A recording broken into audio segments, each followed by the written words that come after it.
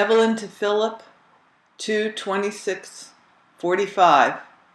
Darling baby, I'm overjoyed. Reason? Right. Not only did I hit a jackpot today, but it was a large one consisting of no less than 9 letters, ranging in date from January 23rd to February 4th, inclusive. They were all nice letters, and I shall try to answer each one herein. I can't understand why half of your letter of 23 January was cut away. You had seen marriage as a private affair, and it had put you in a mood. You got to talking about love and affairs and the like, and I can't for the life of me understand why Lieutenant Tom saw fit to cut half of the letter away. Perhaps he thought you were nuts or something equally similar, or he didn't want me to read it, or something. What struck me funny, you started your letter with the news that Jack N. had confided to you that he had fallen in love with Marjorie. I wonder how the news that he is engaged and fully intends to marry her affected you. I'm not sure he knows his own mind, since you wonder what made him say it. There's a lot about Jack that I could write about, but I'd much rather talk to you than go into detail here. Let's just save it for the day, huh? You also mentioned the news that you told me in a previously received email that Francis and Mike are expecting their second. Good for them, but it's not for me. They're nuts, in case you're wondering what I think about it. Phil, you've got me a little worried with your strong feelings and ideals. I think, honey, that you'd be a lot better off if you'd simply relax and forget about the fitness of things. I wish you'd learn to let yourself go and simply have a good time. To hell with what other people say and do. Now I've said it. The only time that it bothers me is when it affects me directly. Otherwise, repeat the above. However, honey, I love you because you are you, and I shall try to remember that every time I feel like changing you or your views. In your letter of the 27th of January, you got the news that Sid was home. You also said that you felt you might be seeing me in the summer or fall of this year. As Lil would say, halavai. Your letter of the 28th inspires no comment whatever. The 29th of January, you spent the evening sewing.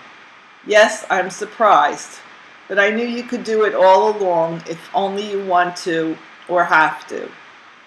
On the 30th, you learned of the arrival of Marilyn Drucker. Yes, another girl, and the news of Morris. By some strange coincidence, you mentioned in this letter that you'd like to have a picture of Mom, Adele, and myself. Funny, I just finished writing that I intend to have such a picture made in the near future yesterday. I almost forgot to mention in yesterday's V-mail that Goldie's cousin made a snap of Mom, Ray, Adele, and myself, and just as soon as he sends it along to me, I'll forward it. You were CQ on the 1st of February and wrote a 2-page letter, but nothing in it calls for comment. I'm glad you saw Show Business on the 2nd of February. I saw it a long time ago with my mom and dad and loved it. I was particularly glad to hear that you were in the clear financially, and I hope you continue to stay that way from now on. You do not mention in any of your letters whether you received a bonus from Sharp and Dome, and I can't help wondering about it. How's about a definite reply? The 3rd and 4th February also do not inspire comment. You apologize for not writing, saying I bawled you out in some of my letters. I'm sorry I bawled you out, but that's just how I felt those long, draggy weeks, and I couldn't help it. I can't tell you what these 9 letters have done for me, and well do I know what mail means to you, sweetheart. It isn't your fault that the mail is being held up for so long. I don't care if you don't write daily, but whatever you do, don't let several days elapse between writing. Baby, I love you so much, and it means so much to me to hear from you. Tonight is Ed's birthday, and the night that the 12 o'clock curfew goes into effect. I don't think I've told you, sweet, that my mother and dad now possess 4920 clear. My mother had to put 2000 right on the line to clear it, and that's exactly what she did. There is still a portion of the estate due her, but it's a much too complicated business for me to go into at this time. Now, if she fixes the place up, she'll really have something.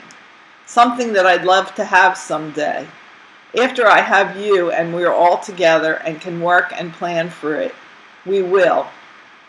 It rained all day long and was generally miserable. I got to work early and put in a hard day. I'm very tired and I'm going right to bed. Adele has a new habit, one that Mom loves.